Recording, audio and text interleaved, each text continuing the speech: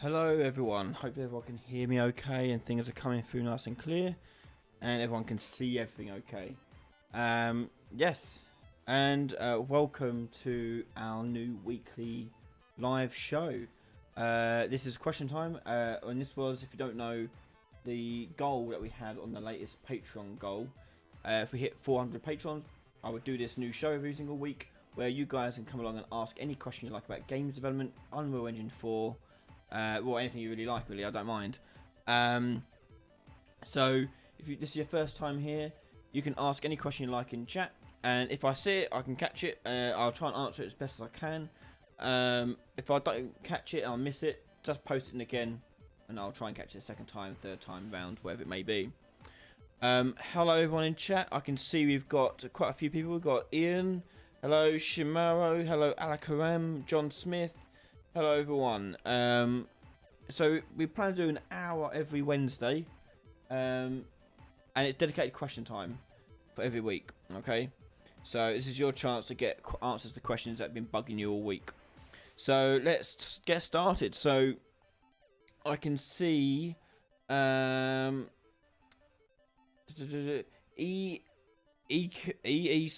Crow. Hey, I have a problem with the Create Your Own First Game series. The skull doesn't go away when I interact with it. Please help. The only thing I can advise is to go back over the video and double check things that you may have missed.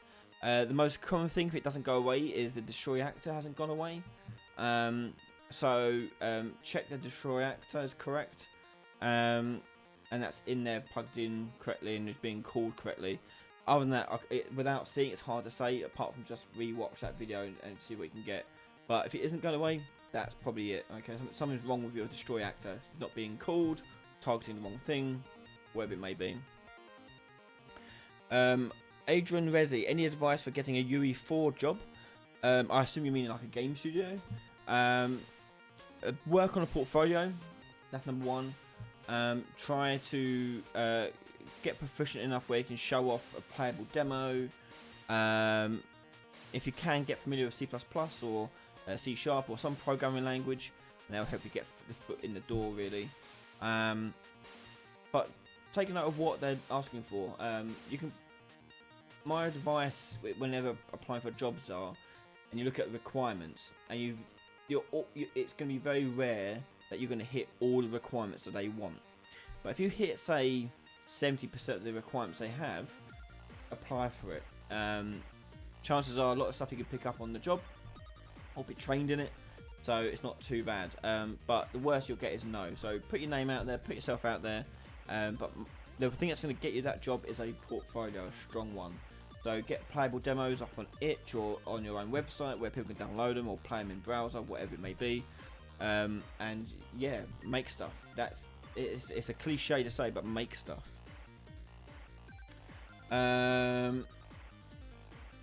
Who else we got?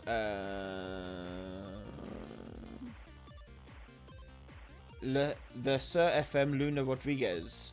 I'm having problems with multiplayer replication. When will you upload up replication tutorial? So there are 3 episodes currently on Patreon. I literally filmed the 4th episode like half an hour ago, and that'll be going up on Patreon later this week. So look out for that if you're a Patreon member. The public release for that, I don't know yet. It probably may be in September sometime, the public release for that. As I like to get a few underneath my belt before I do a public release, in case stuff goes wrong or whatever it may be. So I try to do it weekly for public. Patreons tend to get in chunks. So yeah, so episode 4 is Rep Notifiers, and that's coming out this week for Patreons and YouTube members. And the next episodes will be covering specific things about replication in games. So we're looking at damage dealing and animation stuff in the next few episodes before we go on to making lobbies and getting players connected. So keep an eye out for it. It'll probably be September sometime, the first episode. I've got quite a few, so I'm missing them. So I just saw Genius Lights AR. Are you continuing a lighting series? Yep, there's a couple more left to come. And I've got a few more ideas I want to do with lighting still yet to record. So that is going to be an ongoing thing. but there are 2 currently on Patreon that aren't yet released on public, so keep an eye out for those over the next few weeks. I've got a brain teaser for you, and this is from Alakarem. I finished your crafting series on Patreon, and I've moulded it into a whole new beast, but I ran into an issue. I'm going with Minecraft style crafting. I don't know how to do the recipes. I have the slot detections working, but not the recipe detection.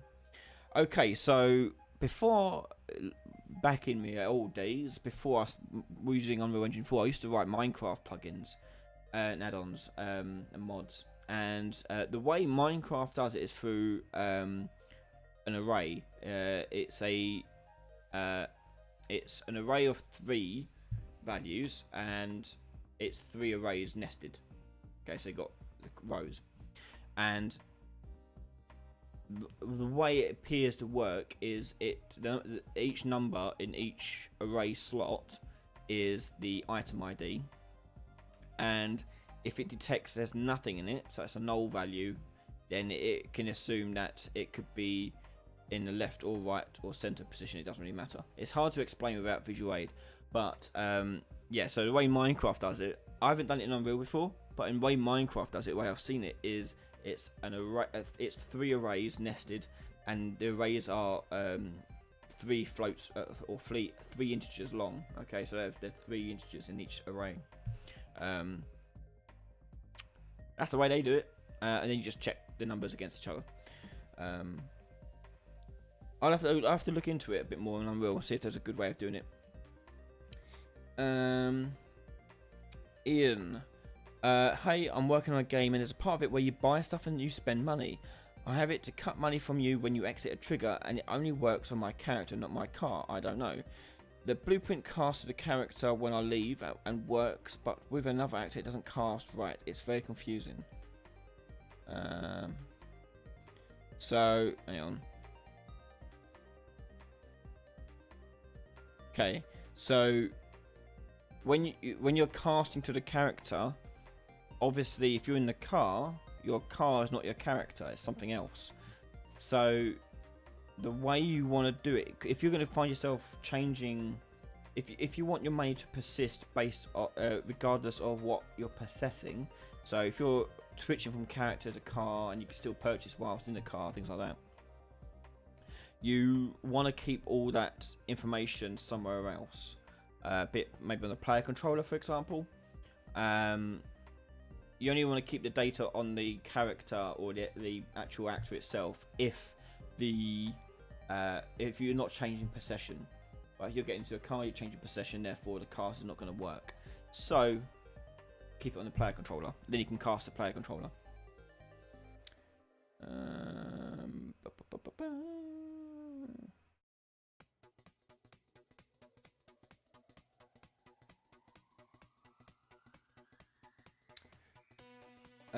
Zimmy Jim, I need a find citizen location task. My monsters always chase the same citizen when my variable sets.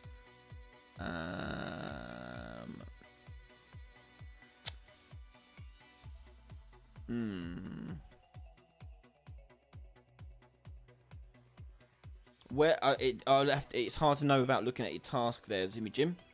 So always chase the same citizen when your variable sets. Where are you setting your variable?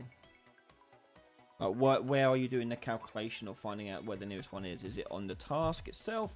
Is it on the controller, the actor? Let us know.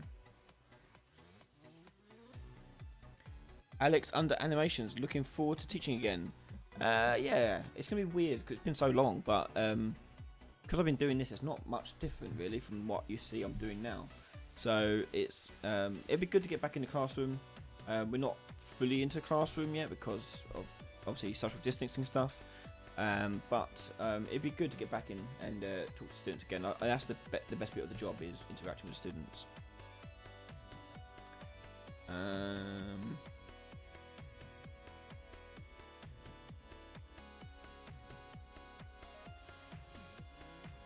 The Sir FM Luna Rodriguez, arranging my nodes incorrectly on the grid increases 3 FPS. It does? I don't think that's connected. because that doesn't really matter. But I don't think that's connected. Yeah, gaming job. Hello, Ryan. Hello, chat. Hope you're all well. We are. Well, I am. Hopefully everyone else is. Danny K, why did you choose Unreal over another engine? Good question. So, when the sole reason of using Unreal is because that's what I was teaching at my college, and the reason we were teaching it was the new hot freshness. Unity, I think you said, had to pay for at the time, and visual scripting works well when you're trying to teach games development to people who may not be interested in programming.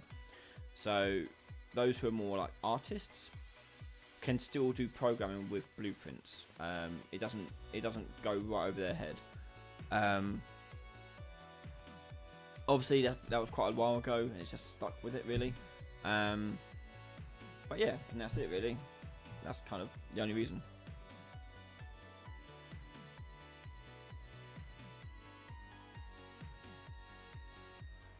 Resek Soul. Sorry if I'm pronouncing your names wrong, by the way. When creating a custom game mode, begin play methods will execute differently in the editor and package version of the game. Any advice on what would be the cause of this?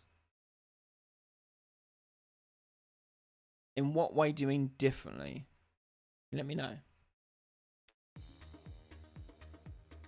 Arthur Vieira, are the maze assets free to use and post in your own games? Yep, they're all mine, so you can use them however you want. I don't mind.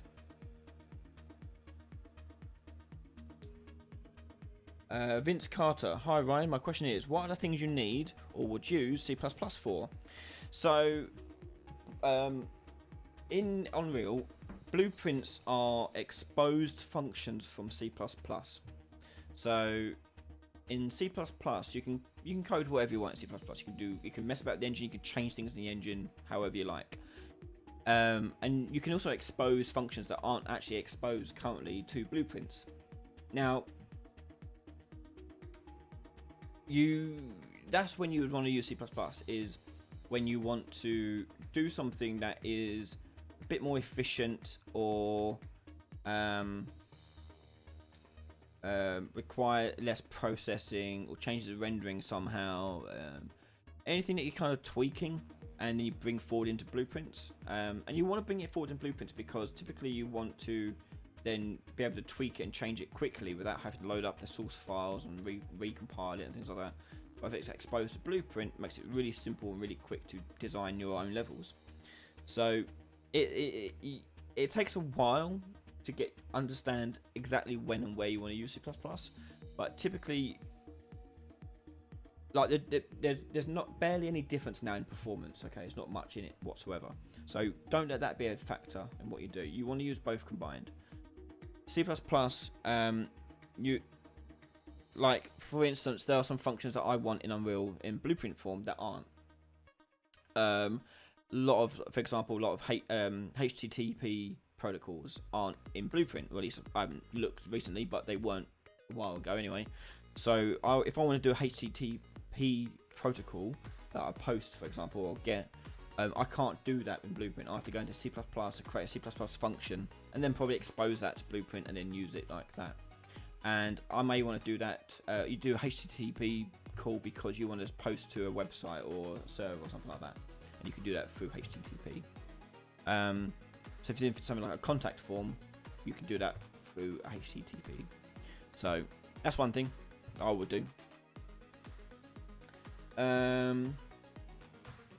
Arthur Vieira, great tutorials. I've made a cool project and want to share. Yeah, please do. That reminds me, my anniversary of my channel is in October, and I tend to do something special for my anniversary. So this year, only one of the things, we're doing multiple things that week, is I want to try and do is put together a showcase of everyone that's used my tutorials for their own projects, and give people a platform to show off their work and get people connected to them, showing off what they can do or get them aware of their games early.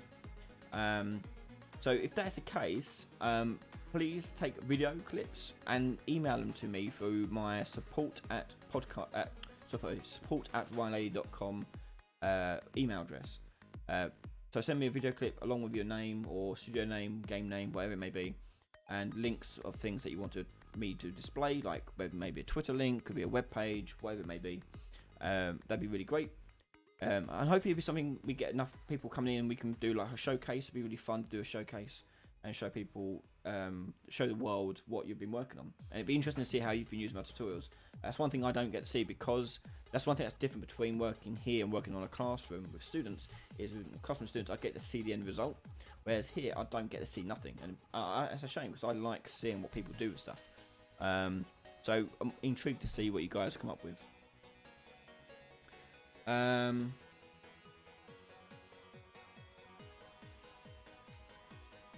Thales 944. You're having problems with getting swimming. Get a character to swim their head above water. This is one I need to mess about with, but from my understanding, you'd have to do an animation switch. So you need 2 animations. So you need one underwater swimming, one surface swimming, and obviously then walking around, running around on the ground. And what you could do is do a line trace. So if you want to detect if your head's above water, you can check whether or not you're inside the volume, easy enough. But then to check if you're outside, if your head's above water, you could do a line trace, I guess, from your head, from a height above your head down, and see if it hits a volume, or I don't know. I have to experiment and have a look, but that's how I'd imagine you could do it. It's a line trace to see if you're seeing sky or seeing the surface of water. Be it going up or down, whatever way is best.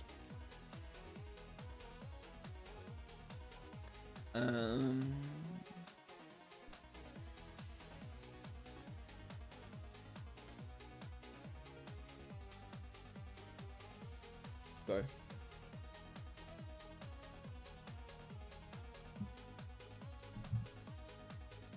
Ian Dayon, Day One. What is the hardest game project you have ever done?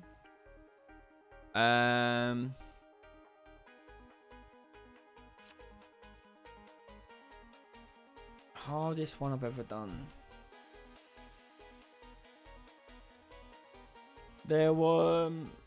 It's not really projects, it's like little things I've been trying to make, either with students or on my own. For example, my firefighting game's on the shelf at the moment because I can't figure out one thing. I think I know how to do it, but it's a lot of work to get going, and I don't have the energy to do it at the moment, so it's on the shelf. One thing that was really difficult, we eventually got there in the end, and that was doing like portal style teleporters, like with portals that you can see out through them. That was tricky. That was a lot of maths to work out how to do that. But now there are plugins and all sorts you can download from Marketplace that do it all for you. So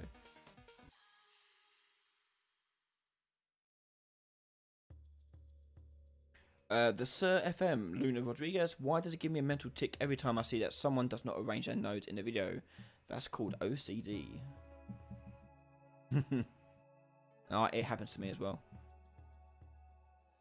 The one that gets me is when I see people on Facebook groups and they've got nodes and they've got clearly duplicated nodes and all spaghettiing up with all load of lines going everywhere. And whenever you are duplicating code, that's a clear sign that you should have a function instead. So make it simple, just put it into a function. Like if you're duplicating it, you're making it more confusing. Because if you change one, then you've got to go change them all. You can't. It's a pain in the butt.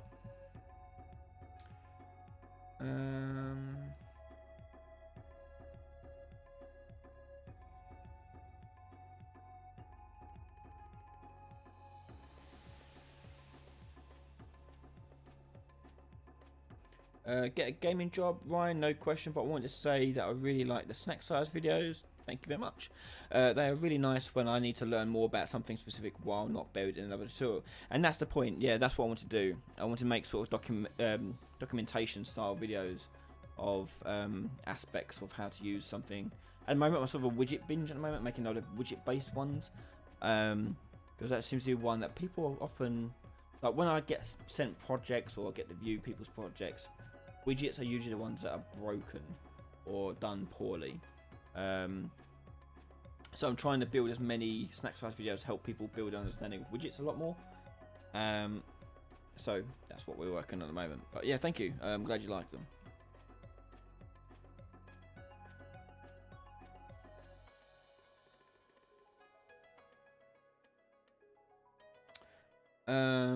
Hedy Exali. Hi, how to make a gun attachments add in a safe house only or workbench. You can do it by just changing the game mode. So when you interact with, I don't know what you, I don't know how you're trying to do it currently, but if you made a workbench and you interacted with it and it brought up like a widget, then that's separate. Make it bring up a widget, just so when you interact with a bench, it comes up.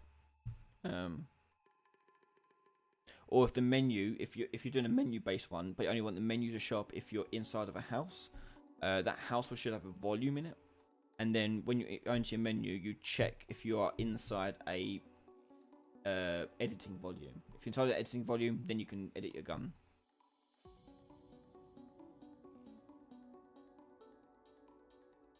Hi Ryan, is there a method in Widget to modify the position of children in a vertical or horizontal box by a BP?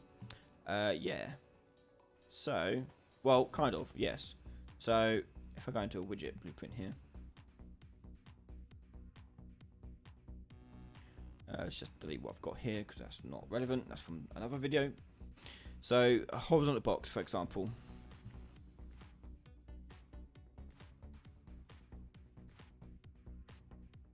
And let's put in one border and another border. And I'm going to tell these guys to fill, but I'm going to turn this one to be red and this one to be blue. Okay, so you can see the difference. So if you want to change stuff, the position of something, of these children, do you mean like in what order they are, like that? Oh, hello. Or do you mean changing their, just moving them slightly? If you want to just move them slightly, you can use a render transform, and you can change the translation here to something you want. So I can move that way, for example, and you can access this from blueprints if that's what you're talking about. So if you want to animate this horizontal box here, we can do this and this. Go new animation.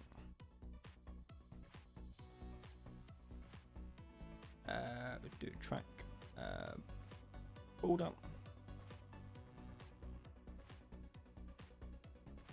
And we'll do some sassy looking thing here. We'll go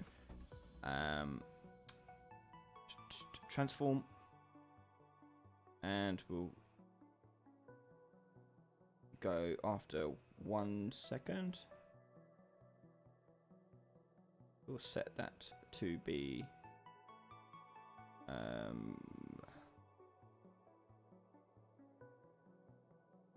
0, like so. And we'll also add a opacity one to it. And opacity we'll set to where is it? Render opacity set to 0.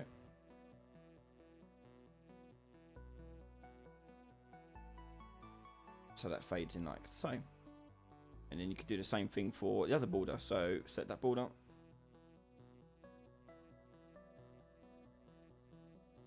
Transform. Oh, wrong one.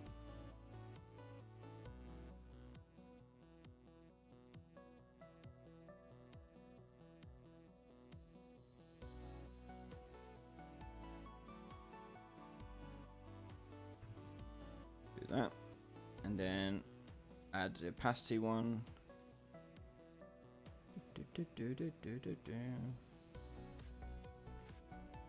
Now you got a sassy animation. Is that what we're talking about? Who was asking that? X Draco. Sorry if I missed your thing.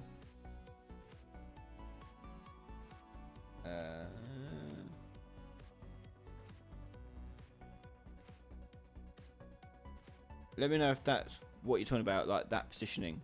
If you're talking about children, swapping them around. I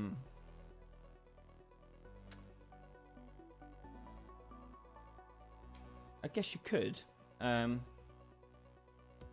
because what you could do is, so you set your horizontal box, make it a variable, and if you get your horizontal box, you can also get the children of it. So the first one, so number 0, it's going to be this first border. Number 1 is going to be that border. So you can swap them around, I guess. So if you get a copy, like so, and then got a copy of 1 as well, and we'll make a temporary thing here. We'll make this a function actually.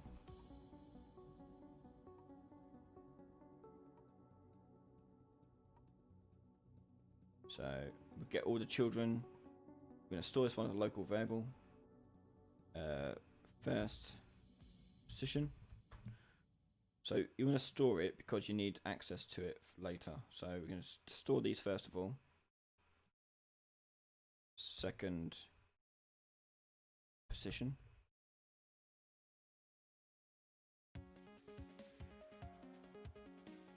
They do that, and then you'd set it. I don't know. Let's try it. I've never done this before. Let's have a look.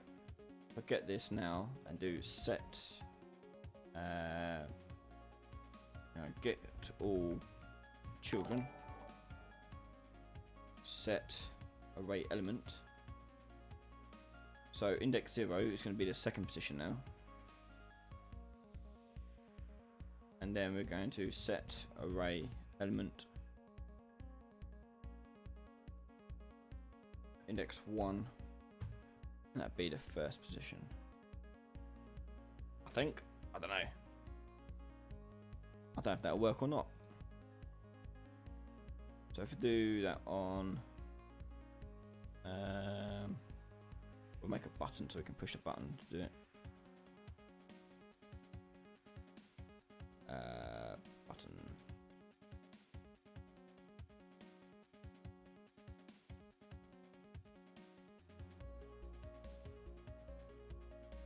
So the button will just toggle them between each other, and when it's constructed, we'll just play that animation so we can actually see it.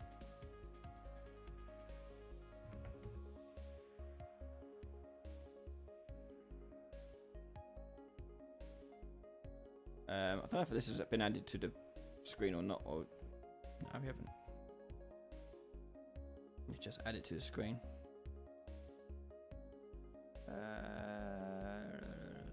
Disconnect this. Create widget. It is new widget blueprint.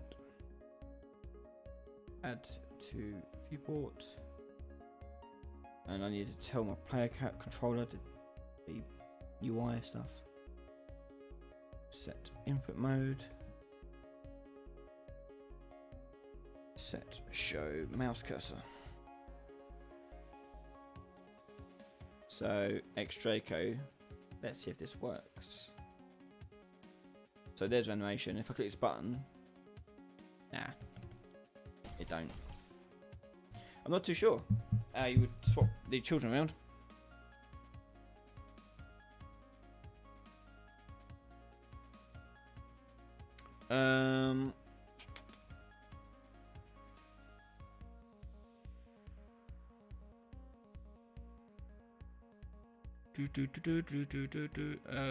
Sorry, I've missed loads now.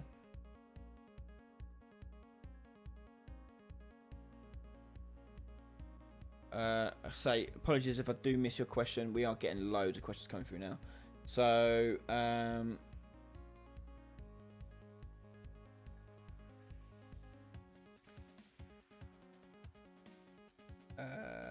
my god, I'm missing loads. Hang on, I'm just gonna scroll down to the bottom. Right, okay. Ryan, are there any plugins that you think will make life easier developing in Unreal in general, or do you prefer to keep it clean? I have no plugins installed. I'm doing just fine. But obviously, you do what you want to do. whatever makes it easier for you. That's what, like, a lot of people go, oh, it's cheating, or if like, no, if it makes it easier for you, do it. Don't get all high and mighty thinking you have to code everything from scratch.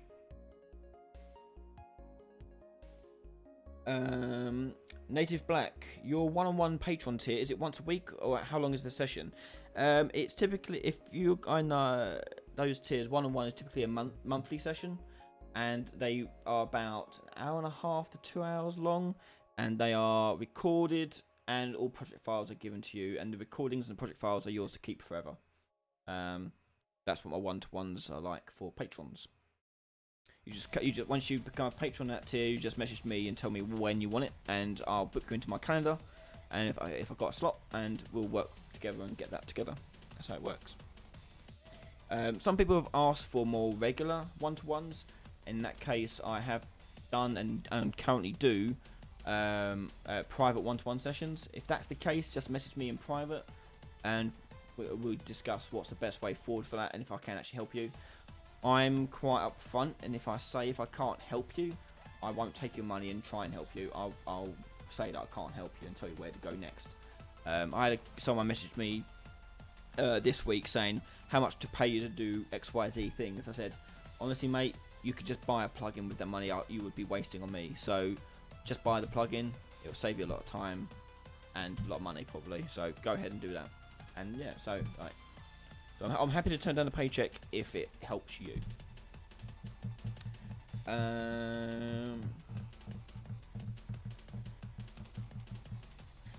Extraco. The method I found was to store the child and delete them inside the box and put them back in new order. I was wondering if there'd be a more efficient method. Oh right. No, I don't. That might be the only method I could think of. Then I can't imagine another way around it. I think that's it.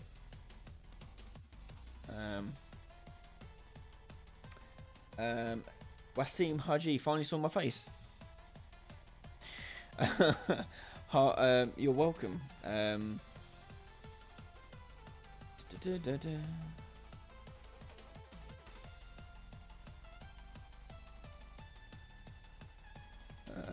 Trying to find other questions. Hang on.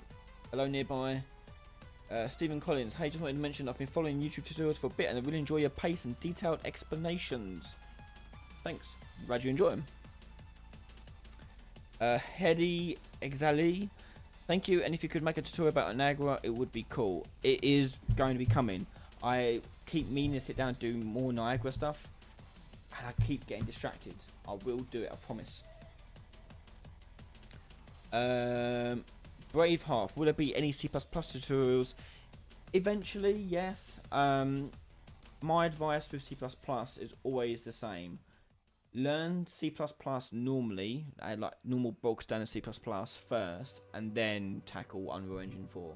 Because if you go into Unreal with no C++ knowledge, it's really going to hurt you.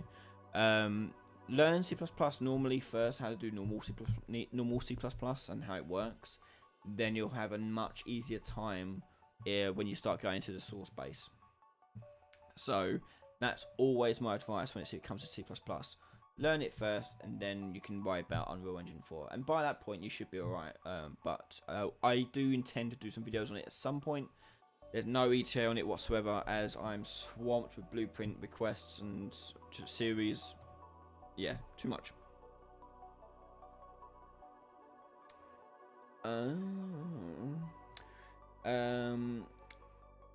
Trade 11. Love your videos, thanks. I have an animation of a player digging, but don't know how to properly attach the shovel to the character. Try sockets, but only allows one. Oh, I see what I mean. So, alright, in that case, what you do is... Right, okay, so I am assuming you've got the animation of a guy just doing a digging motion, but the model of a shovel is completely separate. The best way to attach it, because you can only attach the shovel to one socket. Attach it to one socket, then you attach the arm to the other socket through IK motion, and that will do the IK work. And the socket you attach to, make that the driving force one, the one that aims it, and then the other one will be attached to it. So using IK for that one. I've got an IK video series coming out soon. It's on Patreon now, so you'll learn a bit about there. I've got a few more IK videos to do, especially with holding guns and animating guns. That's all coming out at some point soon as well. So FM Luna Rodriguez, Tom Lumen previewed a Horde game prototype long ago. Well, what I wonder is how you would do that widget that shows 50 more points when you kill an enemy. How can you make it? Apologies, I don't understand the question. So, what do you mean 50 more points when you kill an enemy? Like, do you mean like it'll pop up above their heads? Do you mean? Is that what you mean? Let us know. Scroll up and see if we've got any other questions coming up here.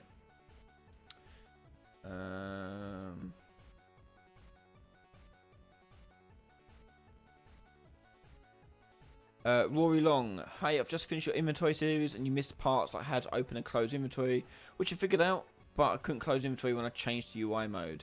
Yeah, there's some things I want to figure out and go back and redo and things like that. Inventory series was one of the first series I made. I think it was the first series I made. I'm still relatively quite new to Unreal, so I was getting used to it. I'm remaking a new inventory series for an FPS RPG series, so we'll be re-covering our steps and inventory stuff for that. So patrons will get that relatively soon. Currently in chapter 2 of that one at the moment. Joshua Reyes, just wanted to say I'm loving the podcast. Thanks, Josh. I'm glad you like them. Something I want to keep doing. FYI, if you have any questions about the next podcast topic, send them in to podcast@ryanlay.com. That's podcast@ryanlay.com. The next topic is going to be talking about the future of games development. Where do we imagine it going? What technology can we expect? What cloud thinking ideas have we got about the future of games development and gaming in general? So if you have any questions that you want to bring forward to that, or any thoughts or opinions, you can email the show at podcast@ryanlay.com.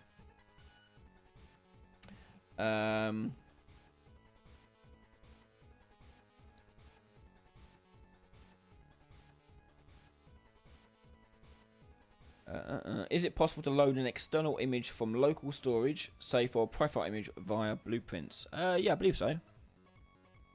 Remember rightly. What's it called?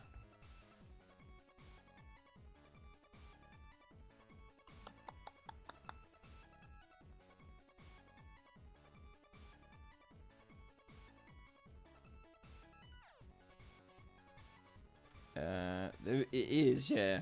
I'm trying to remember what it's called though.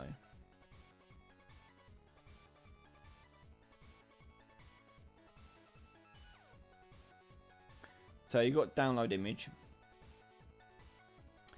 and you can use an URL rather than use. I don't know. I haven't tried it with local stuff, but try a local pathway there and see if that works. This is asynchronous, so it will continue doing its thing, and when it eventually succeeds, it'll branch off and do this. Or if it fails, obviously it'll go down and fail. But try using this for your local as well. Just put in the local path rather than the URL. There shouldn't be much difference in it.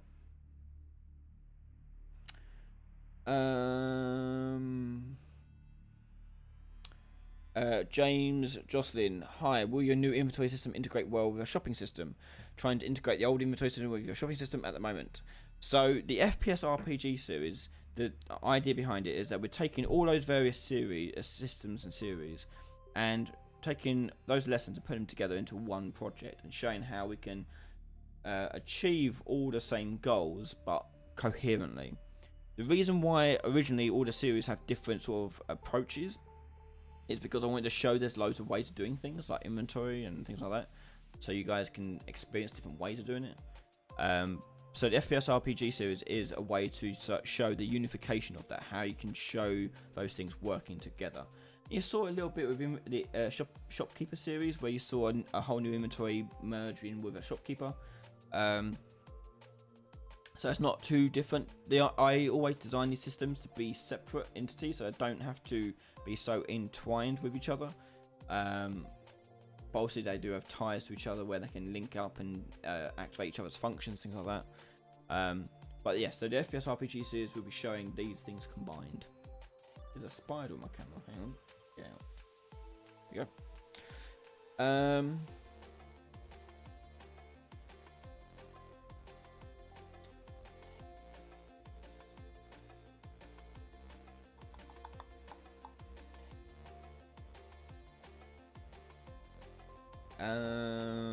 Oh my god. Hang on.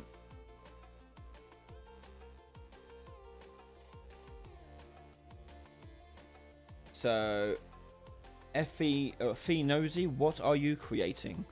You will find out later. Patrons already know. They've got an exclusive behind the scenes look at of its idea. Stay tuned.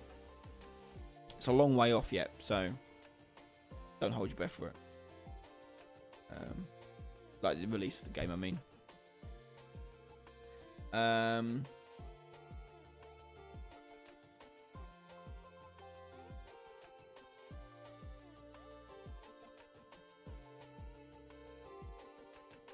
Get a gaming job. Basic question, really. But if I wanted to use several 2D pictures like sprites to animate my UI, would you be better off using Paper 2D or to make a timeline animations in the widget? Probably Paper 2D would be fine.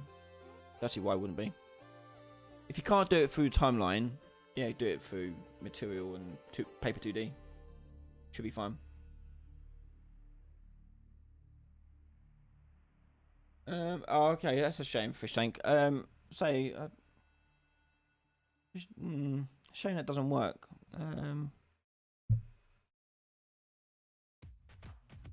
Import. What about this one? Import file texture 2D. There you go. Try that one. Fish Tank. Import file as texture 2D. File name, return value. That must be it, surely. Yeah, that is it. Yeah, must be it.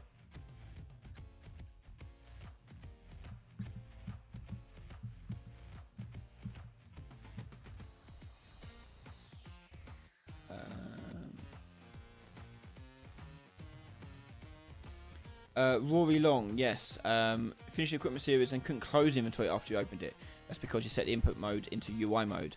Yep, if you change the UI mode, input mode to game and UI, that should solve that issue. When you change the UI mode, it turns the game controller off. So turn it back on and you'll get access to that.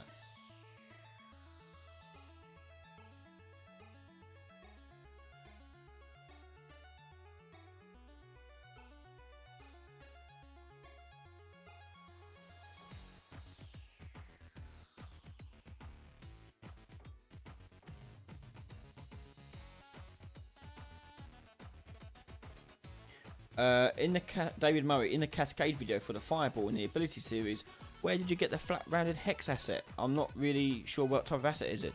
I made it. I just went to Photoshop and made a hexagon and I just rounded the corners. All I did. Yeah, that's literally it. Red Turn, how could you make something like a vortex that sucks in physics objects? Ooh, interesting. Let's have a look.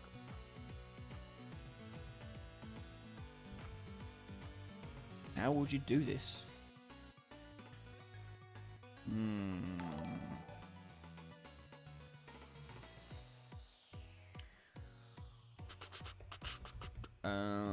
want to...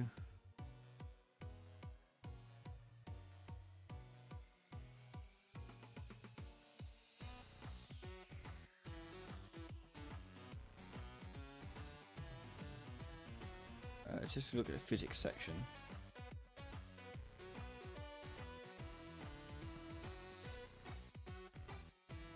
Do you mean like a fast pull or like a slow one? Well, it doesn't really matter too much, I guess.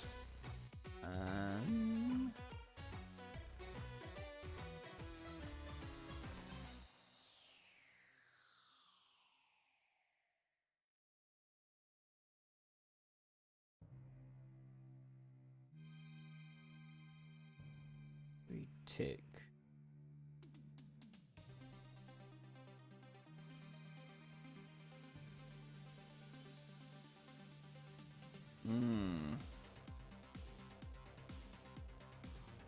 Interesting.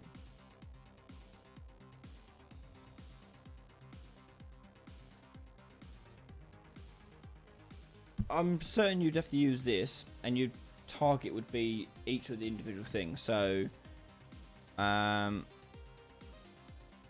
get all actors.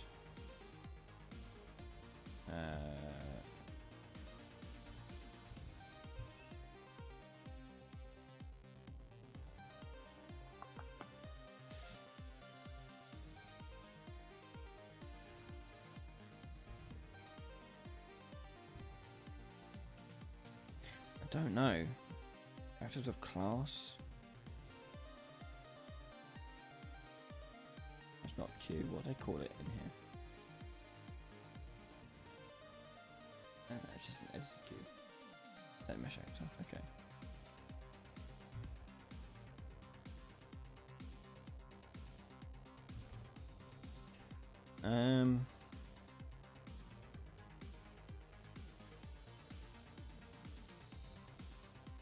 What would happen if you did this?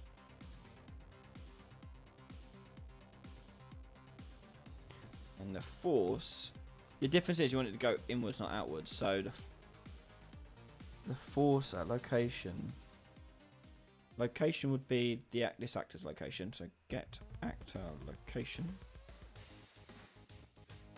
The force though would be inverse to the distance, wouldn't it? Put that in.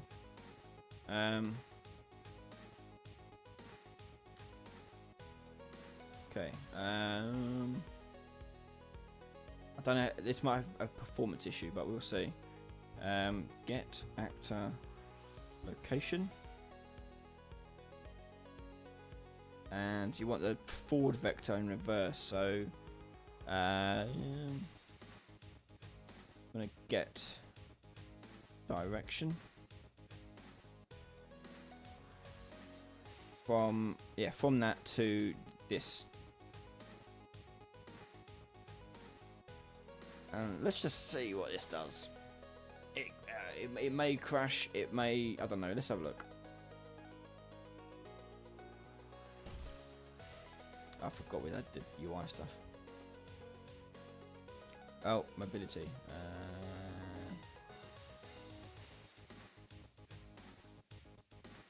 That's because a lot of this stuff isn't movable, but the stuff I want movable should be moving.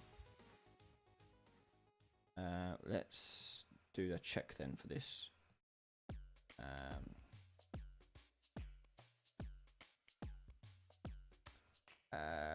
What is it going to be called? Mobility, isn't it? Yeah, mobility.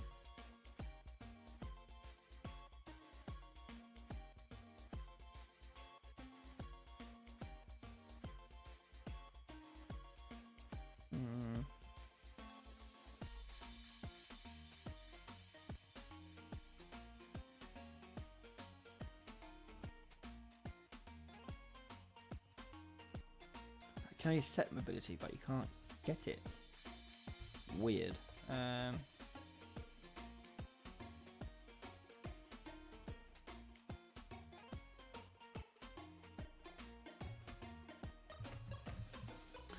It should still work for the ones that are movable. So let's, if I multiply this by a large value.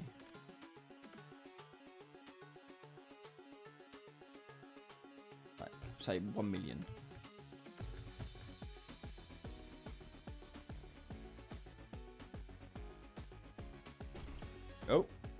Oh, there you go. It works. This guy, I think, maybe a bit too big. There you go. Give it a bit of a push. Yeah, wobble away. So yeah, that works.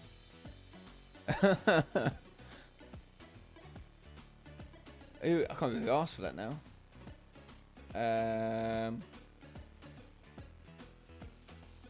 Was it red turn? Yeah, there you go. Red turn. There we go. Make it orbit around each other, but not touch the center. Oh, that's not easy to do. Get actor, get unit direction.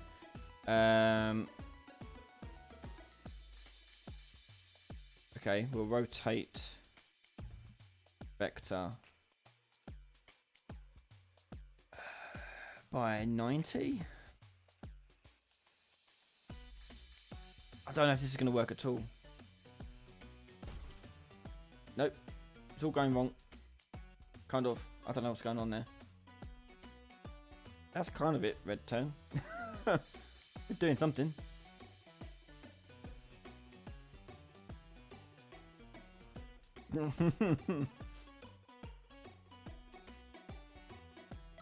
I don't know.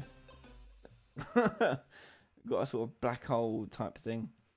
Maybe we turn that down. Let's turn that down to 10. Does that change anything?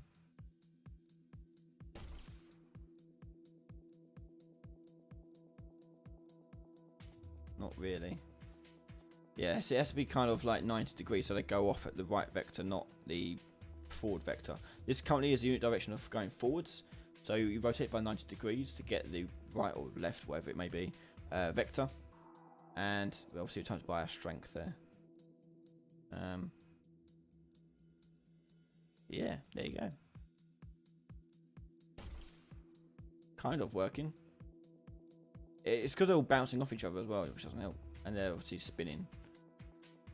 You can probably change that angular stuff, but for that you need to edit the actual physical properties of the angular dampening.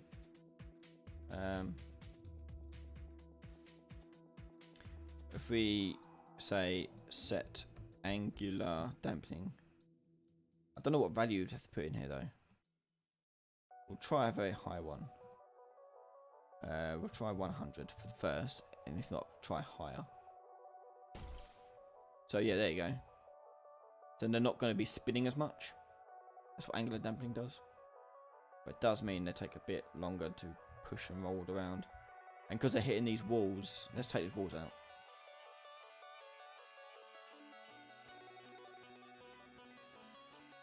Okay, now we should have a bit more rotational. Let's give it a bit more angular. Let's lower that a bit. Let's change that at 50.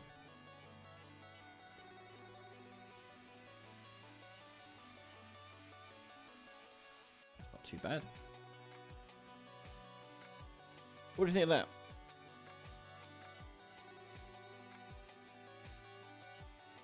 Let's give it that widget because that's really annoying. And I need to figure out a way of checking mobility of something, so we don't get the error, the warning messages. They're not error messages. They won't crash the game, but they are annoying nonetheless.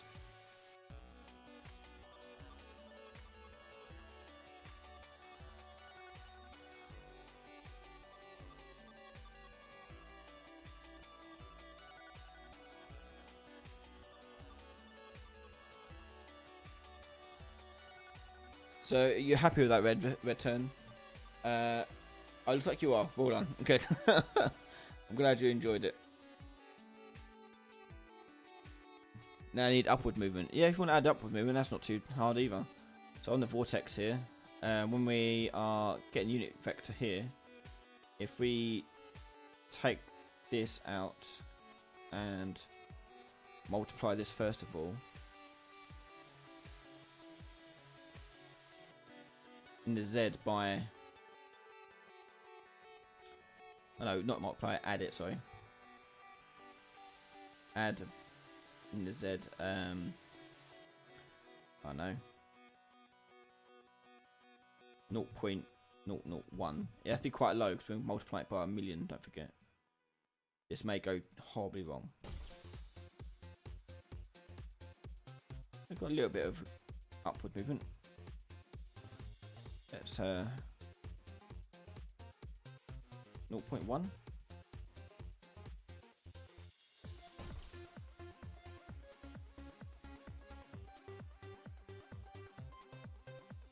A bit more. Let's change that to 5 then. Whoa. Too much. Back to 1.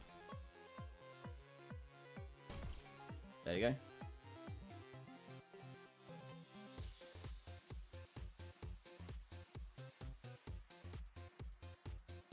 And off they go. I don't know. You tweak the number to get what you want. 0.5. Let's try that.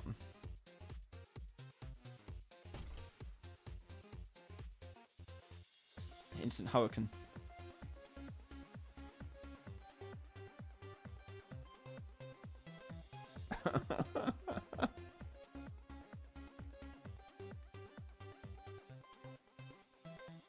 Yeah, I guess that's kind of a vortexy type thing. Not perfect yet, and I want to get rid of this mobility thing. I wonder if there's a way we can actually solve that. You want to get the mobility of it, but I don't know. Like, I can set mobility, but I can't. Oh wait, why didn't that show up last time? So switch on enum, and we only want to do this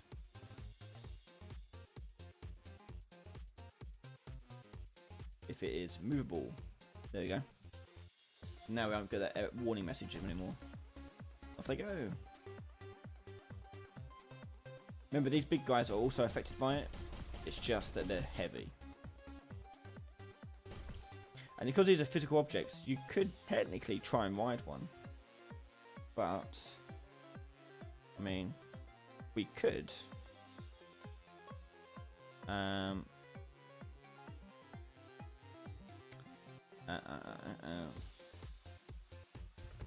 Let's try and do it so we can ride one. So, Tick's going to enter it, but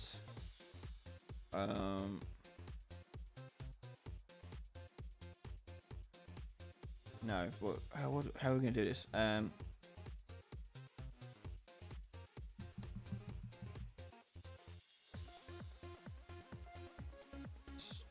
Start closed, and then we'll do begin play. Set timer by event. Custom event. Start. And reset. Give us 5 seconds. And that should... Oh no, it won't reset, will it? It'll just... Oh no, that's not what we want. I'll just do Boolean. Started. That's true.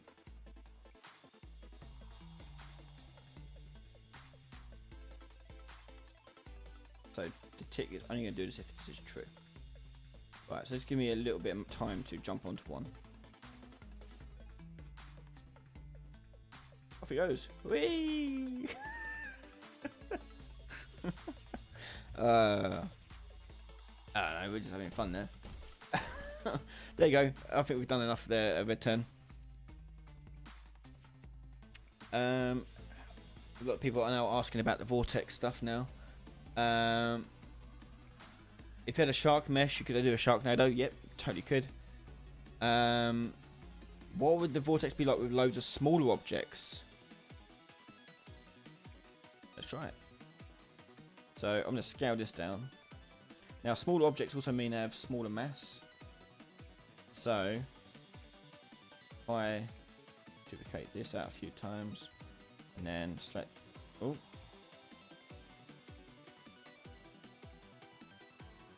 set these.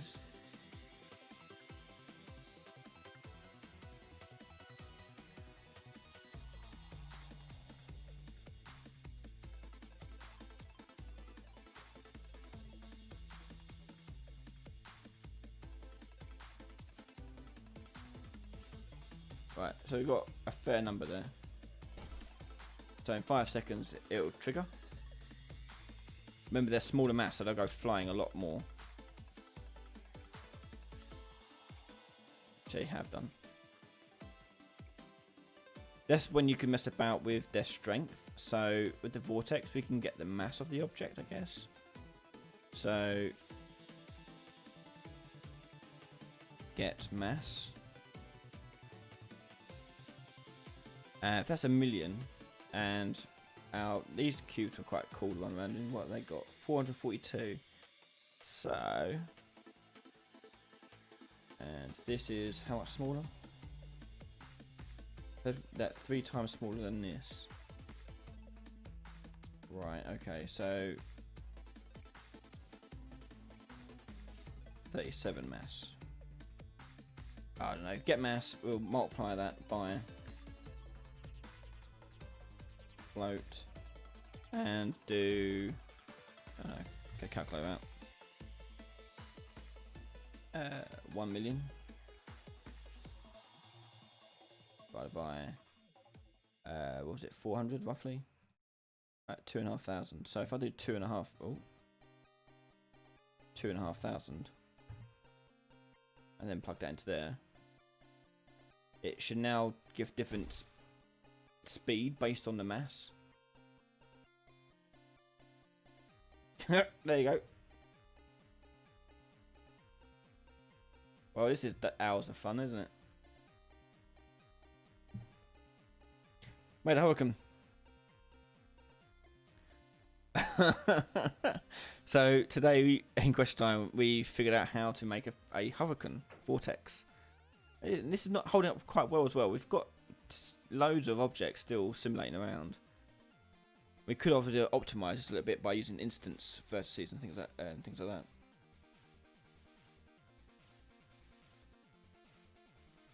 Sakura Buddha, congrats on the Mega Grant, thank you. Hopefully be joining you in those ranks soon. How would you create a hovercraft style vehicle and record its movements to be replayed for cinematics? Record its movements? In what way? What, recording the player's movements, you mean?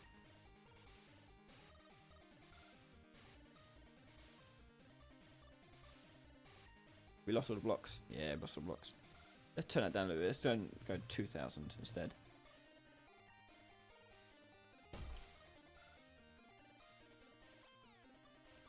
But because now that's affecting mass, it will affect the big blocks as well. I don't know, we've got quite a few things flying about now, and there's no real dip in like frame rate. Fun. You can make it a simple like physics game as well. You could do like, if you're doing a third person mode, things like that, you can make it so that when you get hit one of these things, turn ragdoll on and you go flying. And then your body will fly with it.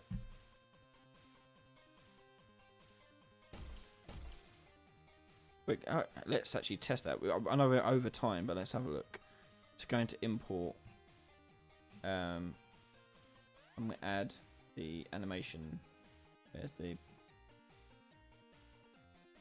I forgot what it's called now. Is it anim?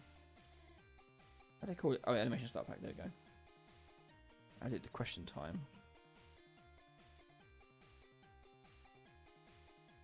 If they won't take too long to add, we can make ragdolls fly about, and then we'll end it.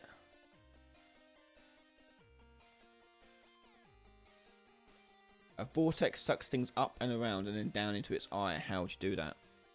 I would do.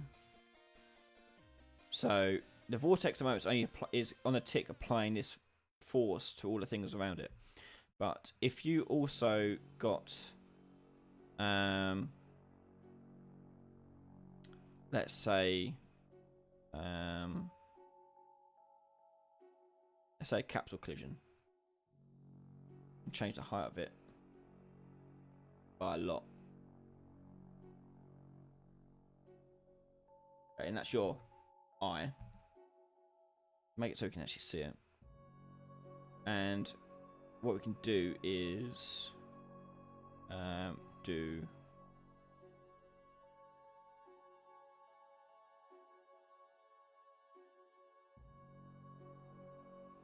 so before we do any of this physics stuff, we're going to check whether or not it's inside the eye or not. So is overlapping component we want. We want this component.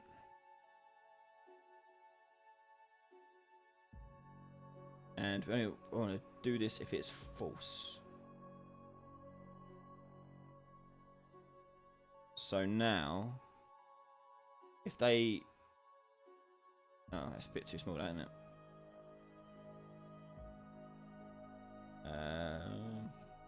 You can customize that. Hang on. Do that. Half height, half radius. So there's your vortex's eye. So those inside the eye won't be affected, and those outside the eye will be. Well, in theory.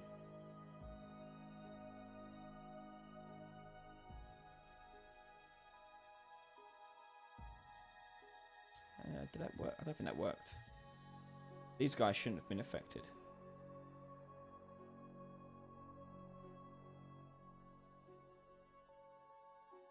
It's overlapping components. Target. Oh wait, no. You want this overlapping this. Yes, I don't know if that actually made any difference. Let's test it.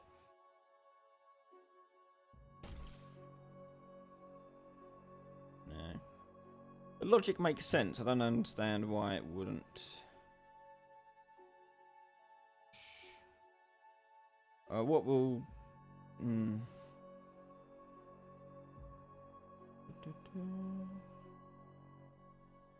Don't know.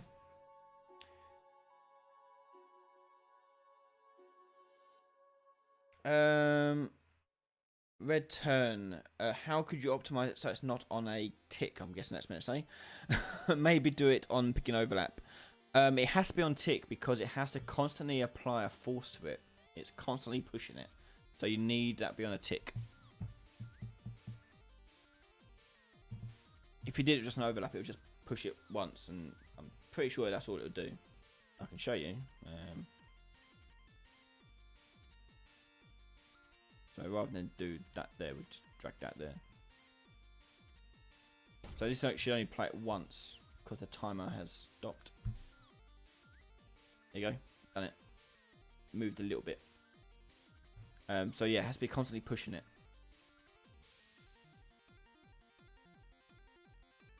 Anyway, that's our hour. Thank you for joining us tonight on the first weekly question time. I'm sorry if you don't get your question answered. We will be doing it again next Wednesday, so join us again live next Wednesday. We also have another live stream on Saturdays, so join me on Saturday 11 PM BST time. This week it's Game Dev and Chill, so I'll be just making some stuff and chilling out, and you can more than welcome to join me. So thank you very much for joining me tonight, and thank you to everyone who's been supporting me on Patreon and YouTube members. None of this would be possible without you guys, so thank you so much. If you want to support me, head over to patreon.com/Ryan Daly. Your donation gets you access to, I think, over 30 videos before anyone else, the recording of this live stream before anyone else, and a load of other exclusive benefits as well. So thank you again for your support, and thank you again for joining us. That's me done. Have a good night, everyone, and I'll see you all next time. Bye bye.